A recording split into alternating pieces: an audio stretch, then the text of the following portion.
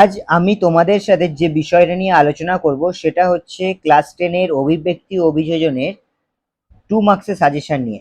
এই চ্যাপ্টার থেকে টোটাল 2 মার্কসের দুখানা কোশ্চেন আসবে। টোটাল 4 মার্কস কিন্তু এই 2 নম্বরের আসবে। তাহলে 2 নম্বরে দুটো কোশ্চেন আসবে, টোটাল 4 মার্কস কিন্তু এই চ্যাপ্টার থেকে আসবে।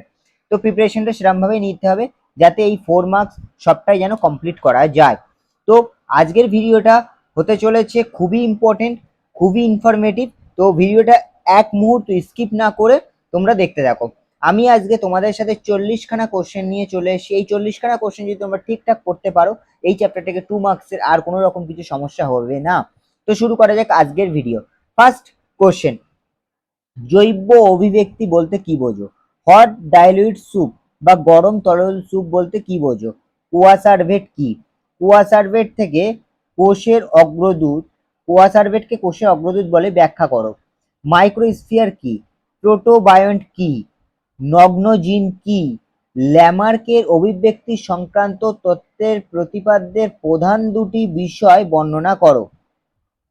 অর্জিত বৈশিষ্ট্যের বংশানুসরণ বলতে কি বোঝো? ল্যামার্কের মতবাদের বিপক্ষে উদাহরণ দাও। জীবন সংগ্রাম বা অস্তিত্বের জন্য সংগ্রাম বলতে কি বোঝো? যোগ্যতমের উদ্বর্তন বলতে কি বোঝো? প্রাকৃতিক নির্বাচন বলতে কি বোঝো? নয়া ডারউইনবাদ কি? মিউটেশন কি? মিউটেশন তত্ত্বের প্রবক্তা কে? জীবাশ্ম কিভাবে বিবর্তনের সপক্ষে সাক্ষ্য দেয় তা বর্ণনা করো। ঘোড়ার বিবর্তনের শব্দচিত্রটি উপস্থাপন করো। ঘোড়ার বিবর্তনের 4টি গুরুত্বপূর্ণ বৈশিষ্ট্য লেখো যা পরিবর্তিত হয়েছে। সমসংস্থ বা হোমোলোগাস অঙ্গ কি? উদাহরণ দাও। ঘোড়ার অগ্রপদ ও মানুষের হাত সমসংস্থ অঙ্গ, ব্যাখ্যা করো। সমসংস্থ অঙ্গ অপসারী বিবর্তনকে সমর্থন করে কেন? সমবৃত্তীয় অঙ্গ কি? উদাহরণ দাও। সমবৃত্তীয় অঙ্গ অভিসারী বিবর্তনের ফল, ব্যাখ্যা করো। মাছ, মানুষ, ব্যাঙ এর ভ্রূণের সাদৃশ্য লেখো। বিবর্তনের নিষ্ক্রিয় অঙ্গের ভূমিকা লেখো। পার্থক্য লেখো। সমসংস্থ অঙ্গ, সমবৃত্তীয় অঙ্গ। অভিযোজন কাকে বলে? অভিযোজনের উদ্দেশ্য কি? অভিব্যক্তির মূল ভিত্তি হলো অভিযোজন, ব্যাখ্যা করো। আচরণ কাকে বলে? আচরণ ও অভিযোজনের সম্পর্ক কি? ক্যাকটাসের পাতার অভিযোজনগুলি কি লেখো। মাছের অভিযোজনে পটকার ভূমিকা। রেটি মিরাবিলি কি?